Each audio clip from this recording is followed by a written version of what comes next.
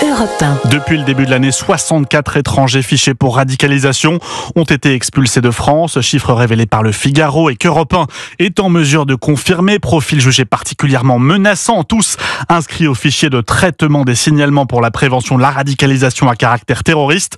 À l'origine de ces éloignements forcés, une doctrine claire. Ne plus laisser ces individus circuler librement sur le territoire. Ligne assumée par Bruno Retailleau et mise en œuvre par les préfets.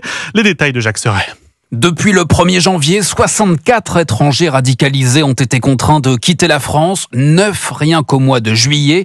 Des expulsions effectives, ciblées et assumées. Pour le ministère de l'Intérieur, c'est une priorité absolue. Bruno Retailleau en fait un marqueur politique. Il suit de près ces renvois avec un décompte chaque semaine sur son bureau.